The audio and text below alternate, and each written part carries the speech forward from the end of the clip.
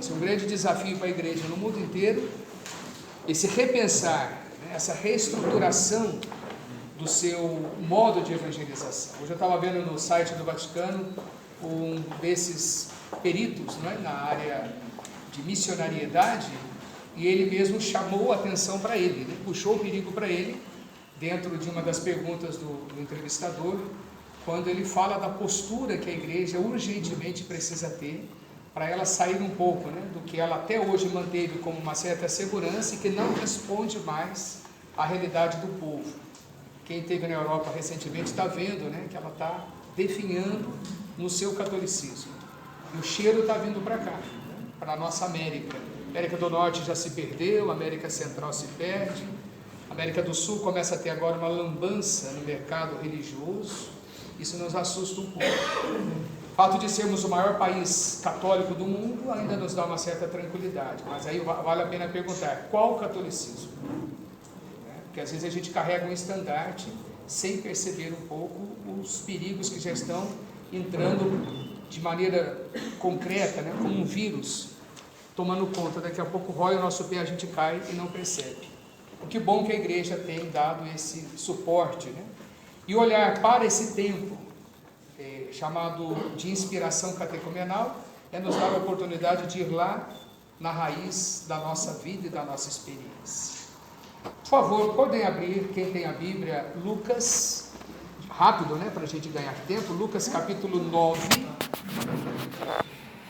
versículo 57, Lucas 9, 57. Eu queria dar apenas uma entradinha, um aperitivo de entrada para a gente depois bater um papo sobre o assunto, que é breve, não, porém muito profundo. Lucas 9, quem achou primeiro ganha, o último mulher do Papa, pode ler, Lucas 9, 57.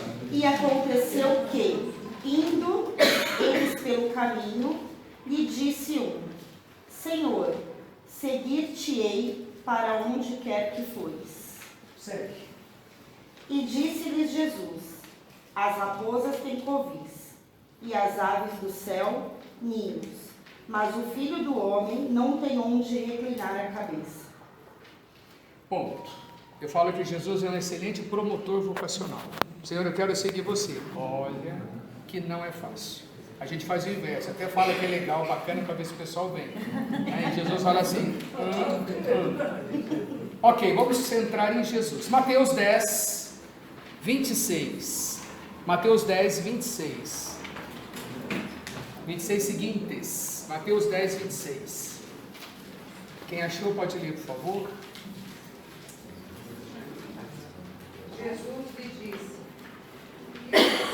na lei, como lês?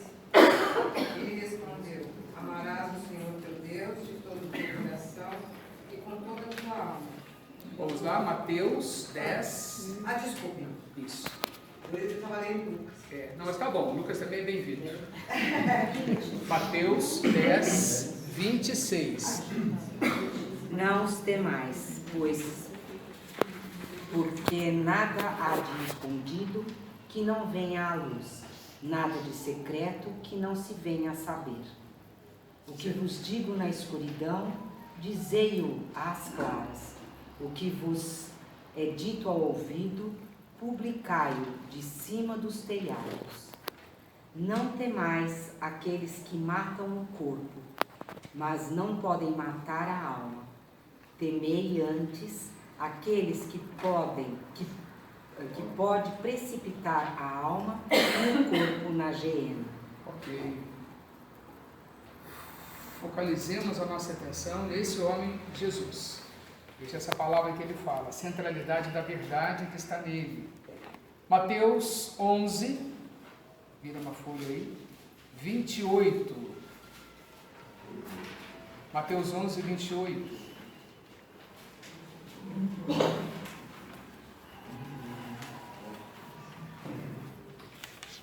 Vinde a mim, vós todos que estáis aflitos sob o fardo, e eu vos aliviarei. Tomai meu jugo sobre vós e recebei minha doutrina. Eu sou manso e humilde de coração, e achareis o repouso para as vossas almas. Porque meu jugo é suave e meu peso é leve. Uma das passagens que eu mais gosto. Jesus que se mostra assim: venha, não importa o teu problema, o meu jugo é suave. Minha gente, quando nos é proposto esse olhar para a inspiração catecumenal, esse folhetinho que vocês também receberam aí, a catequese que nos é proposta é essa que toca a pessoa de Cristo, o seu mistério e a igreja.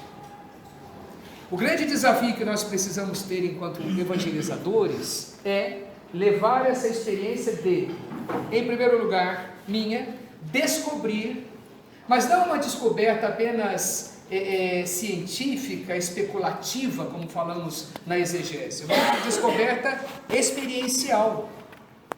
Aí não há meios, não há rituais, não há... É o teu encontro com Ele. Tudo que temos enquanto instrumentais dentro da igreja podem ser, como bem diz a palavra, instrumentais. Eu posso ter uma excelente espiritualidade inaciana, buscar meios profundos a partir de uma espiritualidade monástica, mergulhar dentro. Tudo isso é precioso e fundamental, mas eu corro o risco às vezes de ficar apenas numa leitura, nessa alegoria religiosa, e esquecer de viver uma experiência pessoal, transformadora da pessoa de Cristo. Eu hoje tenho para mim, eu conversava a semana passada com o padre Pitinini aqui, né? Padre, acho que eu estou me desenquadrando da igreja de Cristo, porque eu acho que a igreja está muito preocupada com tantas coisas, e eu estou querendo ficar mais agora no mistério pessoal dele. Eu acho que eu vou ser eremita agora, não é? Estou partindo para o meu eremitério, eu estou quase fechando um e eu vou embora, viver sozinho, eu e umas galinhas, se elas cantarem de manhã para mim, e botar ovo, né? Portanto, o mistério de Cristo. Quem é esse homem? Quem é o fascínio desse Jesus de Nazaré? Outro dia eu imaginava ele passando aqui pelas ruas de São Paulo, entrando nas nossas comunidades, vendo aquela carinha dele, meio barbudinho, olhando para nós, e o que esse homem ia falar para nós hoje? Não sei. Não sei. Ficaria olhando até que me entenda, assim, aquele antigo quadro que o padre Ladislau entregava para nós no dia da confissão. Na Evangelii Gaudium, Francisco vai dizer: é salutar recordar-se dos primeiros cristãos e de tantos irmãos ao longo da história que se mantiveram transbordantes de alegria, cheios de coragem, incansáveis no anúncio. Olha aqui 3 características que não deveriam faltar em nós. Uma alegria que transborda, não é uma alegria qualquer, transborda, que contagia, que a gente é o tempo todo extremamente feliz. Por quê? Porque está em Cristo e nada pode nos atrapalhar. Os discípulos, diz o relato dos evangelhos, os apóstolos, eles voltavam felizes mesmo depois das pancadarias. Jesus fazendo tanta coisa, rapaz, você nem imagina, como se ele não soubesse. Então, é esse fascínio, é aí a porta que deve nos incomodar. O que nos falta no processo da catequese para nos levar em primeiro lugar, e depois com quem a gente se esbarra, dentro de casa, na família, como piloto, a também encontrar esse fascínio por Jesus Cristo. Existe uma regra? Não, a igreja está tentando caminhar. Depois, cheios de coragem, essa coragem, de diante de certas situações concretas aqui da nossa sociedade, a gente perceber, a gente não está fazendo nada. Depois, incansáveis no anúncio, nós não podemos deixar de anunciar. Cuidado com isso, não é ficar ali tagarelando, né? Me lembro quando eu era estudante de teologia, os estudantes de teologia na quarta-feira à tarde tinham uma tarde limpa, para poder descansar um pouco o cérebro. Todo mundo ia para o cinema, alguns iam passear nos lugares agradáveis da cidade de São Paulo, sobretudo quem não era daqui, né?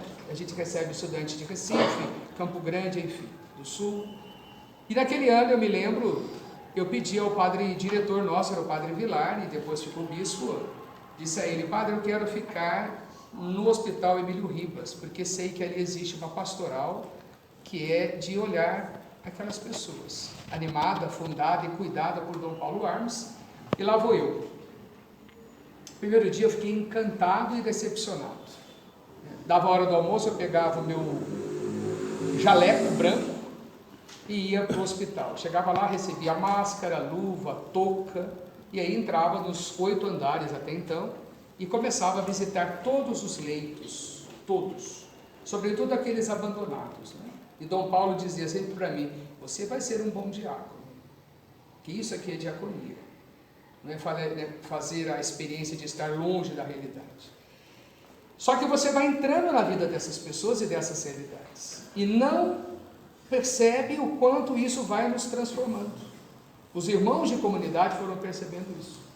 Que eu era uma pessoa que eu implicava com arroz porque estava frio, a roupa mal passada, aquelas coisas todas. Daí para frente, a importância era eles. Não que um arrozinho quentinho não faça falta, né? Mas como eu me encantei nos 4 anos que fiquei ali com eles. Foi uma excelente faculdade. Muito melhor, posso dizer, do que a teórica que eu fiz. Sair do espaço, muitas vezes, né, do anúncio falatório, e vamos ver qual é a realidade que a vida hoje nos propõe. Nós podemos olhar para o nosso terreninho aqui, o que hoje é o desafio pastoral para nós. Famílias, juventude, drogadição, desemprego, que não é diferente do resto da cidade de São Paulo. Vamos pensar só em nós. Continuamos no texto. Essa metodologia nos propõe uma travessia da doutrinação para a evangelização. Uma travessia da doutrinação para a evangelização. Interessante o jogo de palavras. Fundamenta-se na narrativa sobre os atos e as palavras de Jesus, favorecendo a formação da personalidade cristã. Aqui eu achei interessante, nessa exortação que recentemente o Papa Francisco nos ofereceu, Christus Vivit, que ele coloca no número 212 um desafio para nós. Vamos lá. Eu vou dar uma auxiliada nesse aparelho aqui. Vamos lá. No número 212, em alguns lugares ocorre que depois de ter provocado nos jovens uma intensa experiência com Deus, um encontro com Jesus que tocou seus corações, somente lhes oferecem encontros de formação, em que são abordadas apenas questões doutrinais e morais, sobre os males do mundo atual, da igreja, da doutrina social, da castidade, do casamento, do controle de natalidade e outros temas. O resultado, diz Francisco, é que muitos jovens ficam aborrecidos, perdem o fogo do encontro com Cristo e a alegria de segui-lo, e muitos abandonam a caminhada e outros se tornam tristes e negativos. Acalmemos a obsessão por transmitir um acúmulo de conteúdos doutrinais e tratemos de suscitar e enraizar as grandes experiências que sustentam a vida cristã. É um desafio para nós. Ele vai dizer lá na frente: eu não estou dizendo que doutrina não é importante, ela é fundamental. O que ele está querendo dizer é o seguinte: muitos vêm desses encontros querigmáticos, aquele fogo no coração explodindo, e aí vão passar a linha e começa. É claro que eles, sobretudo adolescentes e jovens, nós gostamos, eles. Então é um desafio. E aí o texto vai dizer: passar da doutrinação à evangelização. É esse ponto, esse eixo. Tornar os momentos evangelizadores encantadores, tocantes. E a partir dali, fazer a catequese. Doutrinar. Levá-los a conhecer o que a igreja tem de bonito e que pode oferecer para nós. Agora, traz as nossas crianças, nossos adolescentes. Para a missa. A bem da verdade, a missa é um saco. Desculpe o que estou dizendo, para quem não entende. A partir do momento em que nós saboreamos a missa, eu não sei ficar sem missa. Eu ficaria numa missa eternamente. Tão lindo isso. Quando eu rezava com os nossos irmãos ortodoxos, eu ficava horas, né? A missa começava às 6 da manhã, acabava às 10. Acho que eles não têm o que fazer. Mas eu ia lá e eu ia rezar com eles. Eu tinha um padre que morava aqui em São Paulo, e ele me convidou muitas vezes: estuda russo. Eu falei: padre, eu não falo nem português direito, como é que eu vou estudar o russo para poder fazer a liturgia, né, bilingue com eles? É linda a liturgia, eu me encantava de ver todo o cerimonial, a simbologia, que é a celebração, né, ortodoxa ainda traz no seu cerimonial. Minha gente, essa experiência catecumenal, qual é o ponto que ela pode nos levar? A plenificação da fé, a plenitude da fé. Por quê? Nós estamos no mistério. Nós vamos nos dar a chance de fazer com Cristo uma caminhada. Puxa vida, mas eu não posso ir lá em Jerusalém, entrar nessa alegoria do tempo. Eu vou trazer isso para dentro da minha vida. Como transformar as nossas realidades de família, de casa, de momentos, de encontros, de celebrações, de momentos assim, em momentos em que nós entramos um pouco nesse mistério. Esses encontros de catequese ele vai nos propor, né? Que é um ponto de encontro pessoal e comunitário com Cristo, deve, primeiro, facilitar a compreensão da palavra de Deus, especialmente com a leitura orante. Nós já conhecemos a leitura orante. Ela tem uma mística própria. São muito mais que 4 degraus, né? São muito mais. Né? Mas os principais degraus estão aqui. Agora, como realizar? Como tornar doce essa experiência da palavra de Deus? Como fazer a Bíblia perder para muitos ainda, esse misticismo de ser um livro pesado, difícil, complicado, intocável, não é? Temos grandes homens que podem nos ajudar nisso dentro dessa literatura exegética bíblica, no Brasil, no mundo. Cabe a gente encontrar esse sabor. Me lembro de Alcides, que é um especialista também em Bíblia. Quando era nosso formador, ele nos fez conhecer a Léxio Divina, mas não tinha confusão por ele, tinha que ser uma coisa muito bem preparada. E aí, se nós não preparássemos o ambiente, já começava aí. Esse negocinho de só botar uma biblinha ali, uma velhinha, ele já brigava. Não, eu quero um negócio de alto relevo. O cuidado com isso, criar isso. Isso a gente pode fazer dentro das nossas famílias, podemos incitar as nossas famílias a ter na Bíblia, não um livro de enfeite distante, mas quem sabe começar a construir nas nossas casas pequenos oratórios, celebrativos de encontro, de verdadeira devoção. Quem é o Deus vivo que pode entrar dentro da minha casa, já que eu não posso ter um sacrário dentro de casa? A Bíblia.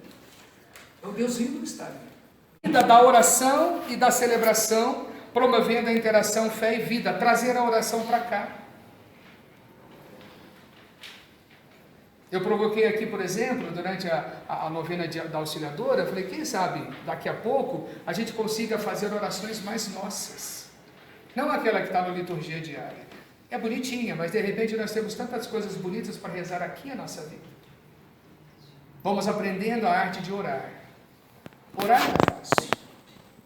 Balbuciar palavras com Deus, trazer a oração, trazer a vida na oração, estimular o compromisso com a justiça, a paz e o amor, caridade. É bonita essa página da palavra da igreja, quando ela nos leva a uma linha da doutrina social, né? Grande Leão XIII e outros, que nos ajudaram a compreender um pouco esse compromisso de igreja. A linguagem que está ao lado de uma realidade social. Qual é o mundo que nós temos para celebrar e para se comprometer o tempo todo? Né? Não dá para a gente fechar as portas da igreja, vamos fazer o nosso culto, depois a gente sai para resolver o problema lá fora. Os meninos com Jesus andavam no meio do povo. Não tinha nada pronto, eles não sabiam o que iam fazer. Estavam caminhando ali pelas regiões perdidas, ainda daqui a pouco vem lá um velório, um enterro. Jesus com certeza ia levando a procissão dele da alegria e se encontrou com uma desastrosa mulher, viúva, sepultando a sua última esperança, o único filho homem que ela tinha. Portanto, sepultar o filho homem era se jogar dentro dessa cova. Aquela mulher perdeu-se, ela não é mais nada. A única referência dela era ter um filho homem dentro de casa, ele era o sustento dela. Jesus encontra, e vamos sem delongas. Jesus está chegando lá em Jericó, tem uma situação concreta. Jesus está andando no lado de Tiberíades, aqui tem uma situação concreta, alguém toca o seu manto. É essa experiência. Se a gente vai para o meio do povo, vai aparecer sarna para coçar. É ali que o Evangelho precisa e deve acontecer. O texto continua. Tudo isso servirá para que os que estão em processo de iniciação à vida cristã deem respostas que se identifiquem com a conversão, mudança da vida. Essa é uma palavra que às vezes eu penso, ela pode ter caído assim num risco grave, quando a gente fala muito de conversão. O que é a conversão? Uma verdadeira conversão de vida. Será que esse tempo que eu sou católico, esse tempo que eu tenho tocado a palavra de Deus, esse tempo que eu vou à missa, isso tem mudado substancialmente a minha vida? Aí cada um tem o seu exame de consciência. E é drástico quando a gente percebe que a gente consegue mudar. Eu estou conseguindo arrancar de mim certos ressentimentos, estou conseguindo arrancar de mim certas situações que eu não posso deixar aqui, se eu estou dizendo para Deus que eu o amo. Não dá certo. Não tem como enganar. E ninguém precisa me dizer, porque eu já descobri isso da palavra de Deus. Se você diz que me ama, mas odeia o seu irmão, não é. Ele está dizendo. Então eu não tenho como dizer para ele: Jesus, perdoa os meus pecados. Não, desculpe, não me perdoe, não sei perdoar os que me ofenderam. Com você eu não posso jogar hipocrisia. Isso é um ponto. Vamos pegar qualquer outro ponto nessa relação nossa com Deus. Portanto, a conversão é essa. E quanto mais apaixonados por esse Cristo, quanto mais envolvidos nele, a gente começa a ter elementos que nos ajudam nessa hora. Posso até racionalmente não entender, mas vamos tocando o barco. No fim da vida, se um dia Deus me der a graça de me encontrar com Ele, Ele vai poder me passar esse relato: olha, parabéns pelo teu esforço. Medíocre, mas deu certo. Você tentou, se esforçou, você foi tentando mudar a sua vida, você não deixou que outras palavras ocupassem o seu coração, mas a palavra, Ele tem palavra de vida eterna. Aproveitava a homilia desse final de semana, das missas que rezei, ainda falava isso, né? Hoje o mundo está marcado por tantas informações, a gente tem uma rede de informações o tempo todo. Aí tem os fake news, que confundem muita gente. E a gente deixa de pegar a palavra central. Fica por diz que me diz. Isso numa rede ampla, numa rede geral, né? Vamos tocar todos os assuntos. Com a missão de evangelizar e celebrar, a comunidade eclesial se torna formadora de novos discípulos.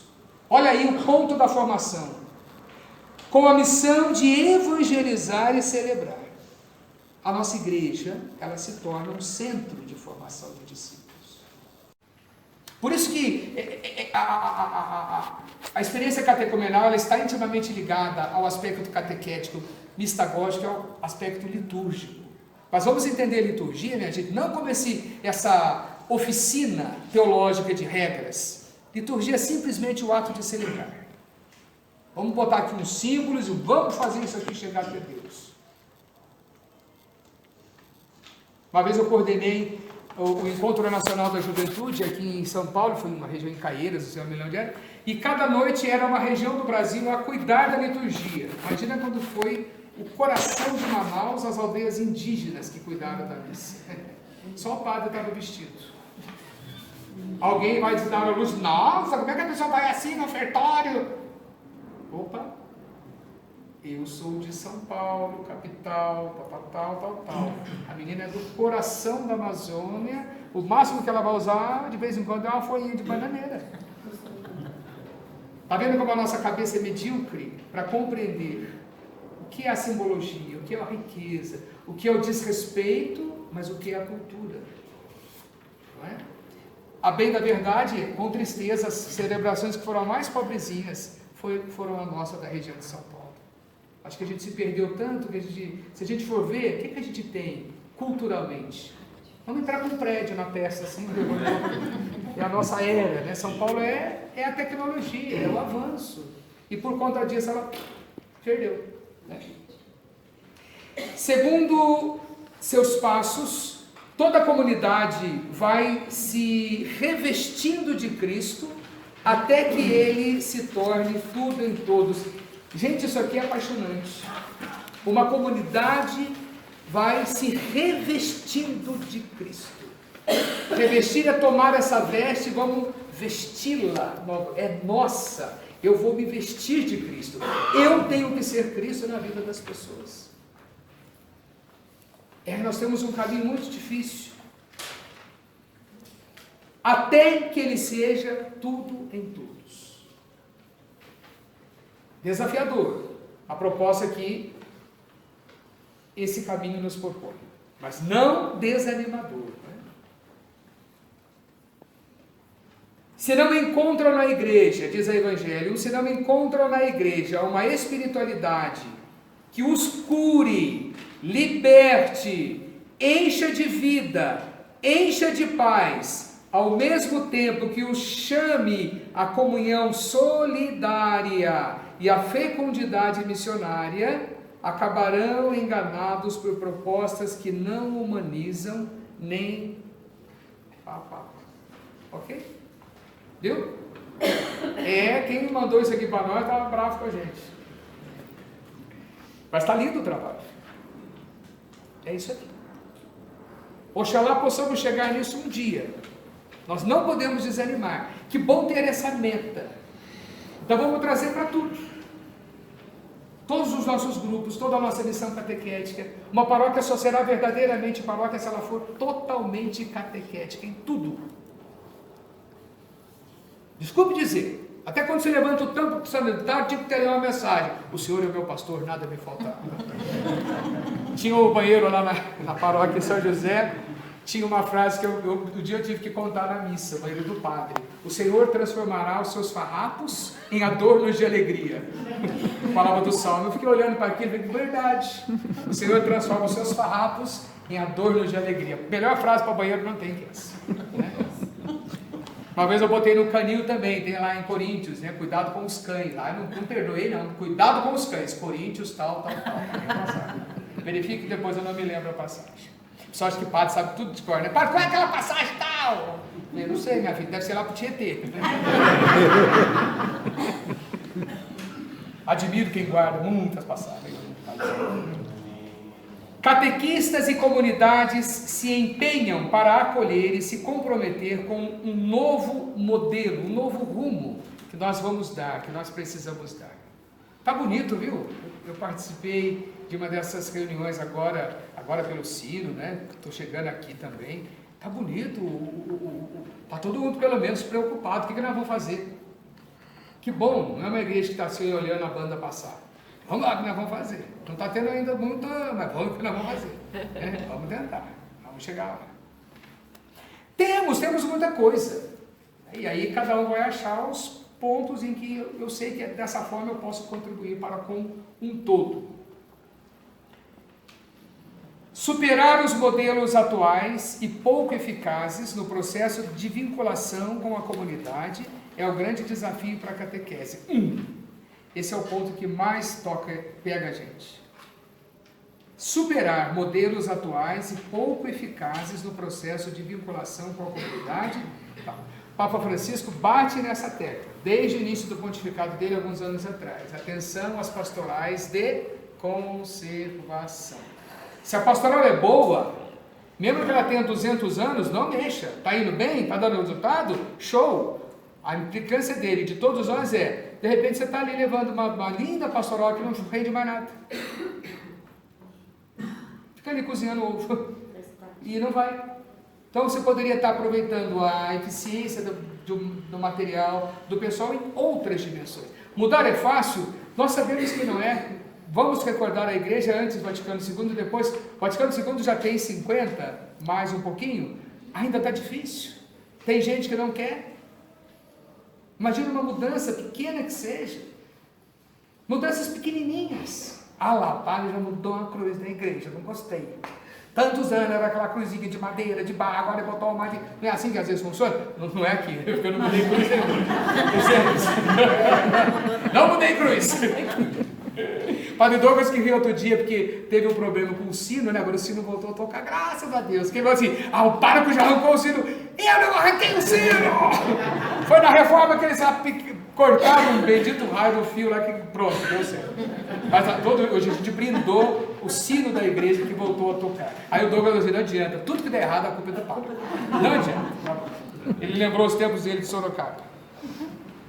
Minha gente, há uma frase que usou aqui que eu acho linda: evangelizamos com o Espírito. Espírito Santo. Evangelizamos com o Espírito Santo. Não há como. Então nós temos que tornar essa certeza, não uma frasezinha consoladora, mas uma certeza mesmo. O que nós pedimos há pouco? Enviai o teu Espírito, renova como fogo.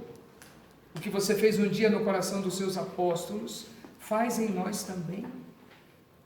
Nós também queremos voltar para casa depois de um dia de lição, extremamente apaixonados, fascinados, alegres, porque tudo deu certo e até o que não deu nós vamos dar risada. Sabe quando você vai para uma missão que não dá certo e você tem que sentar e rir? Eu e o Padre Mauro Bombo, vocês conhecem. A gente é mestre em fazer coisas que não dão certo na época de estudante. Não que não dão certo, a gente gostava de muita criatividade. E o excesso de criatividade às vezes falta, né? Uma vez nós inventamos uma procissão linda de São José, nós morávamos em São Carlos. E aí decoramos todo mundo, levamos aquelas roupas bonitas, nem sabíamos como usar. Vestimos todo mundo já naquele tempo. Vestimos todo mundo, aquela coisa bonita, aquela fantasia. Enfim, vamos todo mundo para a rua, aquela procissão linda, daqui a pouco cai um pé d'água no meio da procissão. Mas a cena era tão engraçada, porque sabe que todo mundo voltando, aquele São José passeando no Leonor, correndo, e aquilo, gente, a gente chegou na igreja, mas precisou de meia hora para rir. Agora vamos rezar um texto para São José, para encerrar o dia, e pronto, virou a festa do dia. Então, é uma coisa que foge ao controle, né?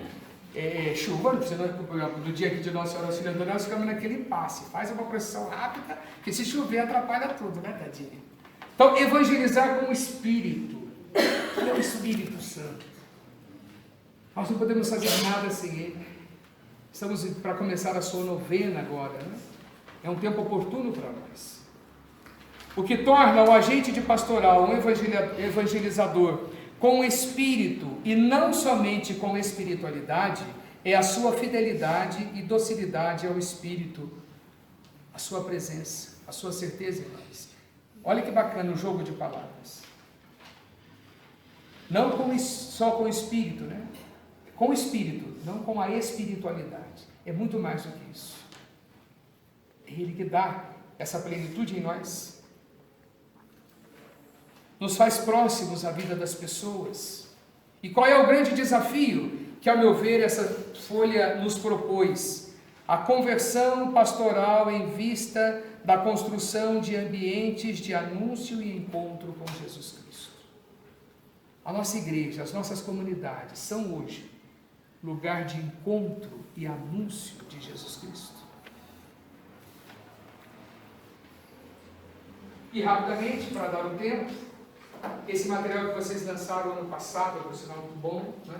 Eu dei uma folheada na época, e assim que eu cheguei aqui, o Pedro me deu de presente. Pai, lê tudo! Eu já li tudo direitinho. Mas eu gostei muito, até porque para eu me inteirar. Mas fiquei com esse ponto. A conversão pastoral em vista da construção do ambiente de anúncio e encontro com Jesus Cristo. Eis a conversão que essa arquidiocese está pedindo para todos nós. Voltar ao tempo catecumenal é nos dar a oportunidade de ligar o botãozinho da imaginação, como eu já disse para vocês em outra ocasião, quando a gente vai a Jerusalém, e entrar no horizonte daquele povo. Vamos caminhar um pouco com Jesus. Que a gente possa fazer sempre essa leitura na Bíblia. Nós já sabemos todos os textos da Bíblia. Pode ficar tranquilo, você já sabe tudo que está dentro do Evangelho. Releia-o apenas na pessoa de Jesus. Que homem é esse? Que fascínio é esse? Que inteligência é essa? Que fez esse homem ser tão profundo, tão instigador ainda hoje? Na hora que você esperava Jesus falando, ele se silencia. Na hora que você esperava que ele fosse silenciar, ele fala. Na hora que você menos espera, ele entra com uma deixa dessa e você fica assim. Diz aqui. Na igreja primitiva, a preocupação dos catequistas consistia em dar catequese a partir das celebrações. Não estavam preocupados em dar explicações de forma sistemática ou conteudista. O catequista não se colocava no centro da cena, mas ao lado. No centro estava sempre o altar, quando a catequese era dada na igreja. Por isso que as nossas casas, não é? nós que temos evangelização em família, elas podem fazer isso. As nossas casas podem ter esse centro. O mais lindo altar pode estar dentro, deve estar dentro das nossas casas. Porque a criança, o adolescente ali entendendo tudo, quando ele chega na igreja, ele tem a compreensão nítida, ele não vai ficar perdido nesse horizonte.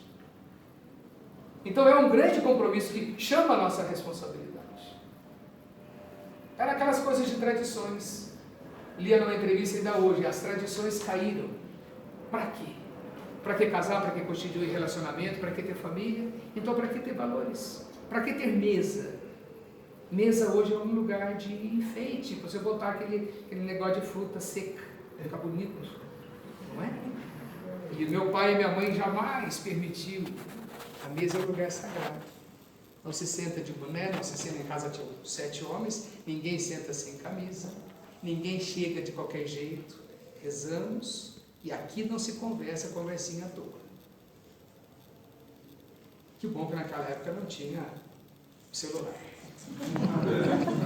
Senhores catequistas, voltemos lá. Portanto, a preocupação dos catequistas consistia em dar uma catequese a partir das celebrações. Não estavam preocupados em dar explicações de forma sistemática. Por favor, hein? Não vamos achar que não é mais para ensinar nada, não, por favor. Está aqui. O grande desafio para a catequese é preparar e despertar nos catequizandos o desejo de penetrar na dimensão salvífica e mistagógica dos sacramentos, que vai além da preocupação com a preparação única e exclusivamente dos sacramentos enquanto tal. E quanto tempo a gente perdeu nisso? A gente fica mais preocupado com os adereços da celebração, sobretudo quando vai chegando, e a gente esquece do melhor da festa. Passa o ano inteiro doutrinando, e na hora de celebrar mesmo a gente faz tanta coisa, que a celebração passa de maneira tão discreta.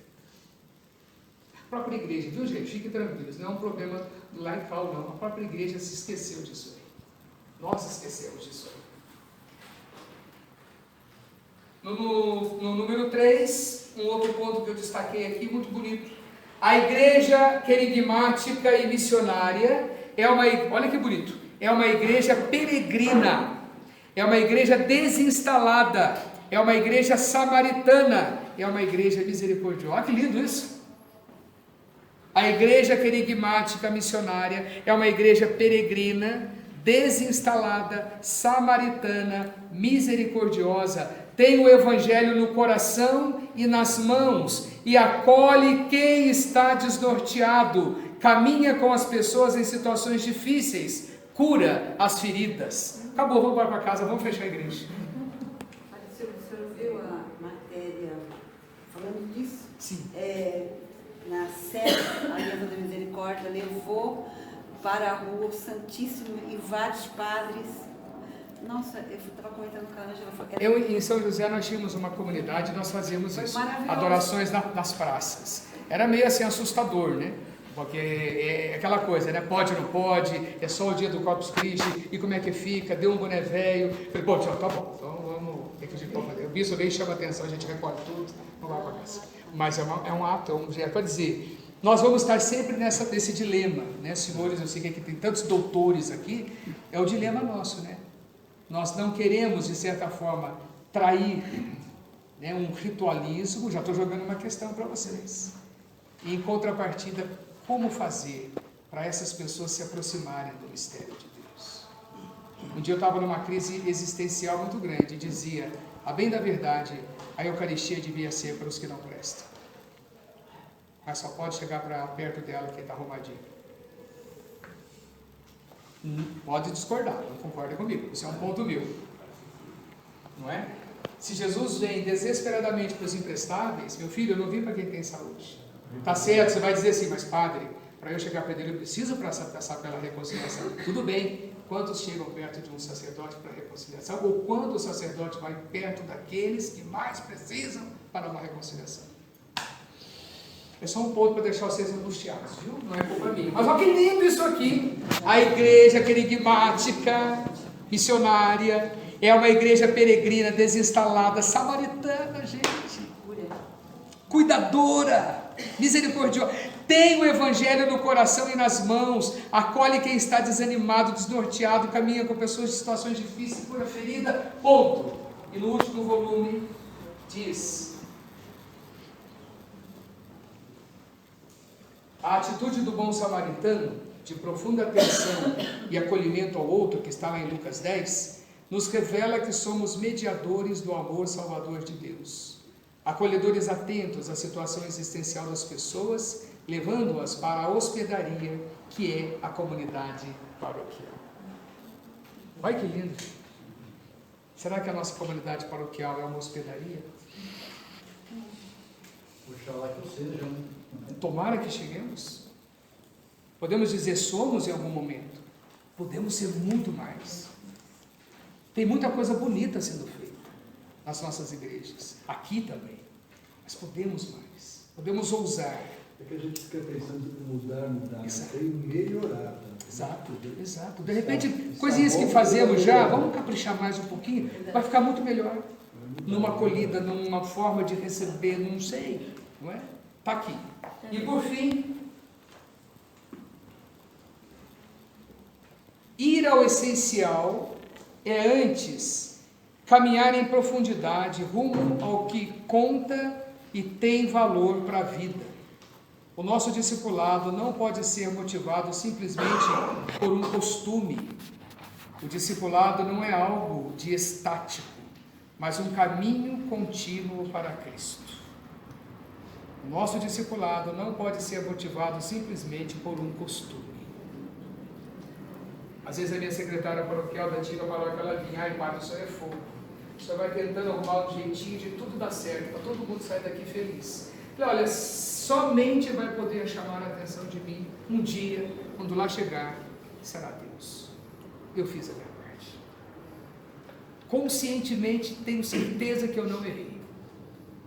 Não traí a igreja. Mas talvez poderia ter deixado alguns bichos preocupados atrás dos bigodes deles. Esse padre faz muita coisa que não está certo. Não que não esteja certo, é aquelas coisinhas que dá para você dar um jeitinho. Aperta um pouquinho, conversa um pouquinho, arruma um jeitinho que a gente consegue dar uma solução para o problema. Não deixe ninguém sair da tua igreja sem receber essa atenção, esse cuidado, esse carinho, e sobretudo, se for possível, o sacramento. Eu escutava isso muito comum. Padre, eu queria conversar com o senhor, porque fala que o senhor é um padre, se pelo menos o senhor atende, tá bom. É que eu vivo em segunda união, e eu procurei padre tal, segunda união pode sair, eu não atendo. A pessoa nessa hora que falava, ela já estava destruída, né? Eu não atendo. Meu Deus, se você não atende, quem é que vai atender essa aula? Será que você não pode dizer para ela que ela não pode receber a absorção deste pecado, mas ela pode ser escutada, ela pode ser confortada, ela tem outros pecados que ela gostaria ao menos de se sentir amada, e você pode dizer para ela: Deus está contigo, busca a sua comunhão espiritual, avance, acredite. E dizer para muitos deles, né? Você de repente está muito mais garantida na salvação do que os bonitinhos que estão aí sem problema moral, mas com o coração tão hipocritamente destruído. Fique tranquilo, Deus não é igual a nós.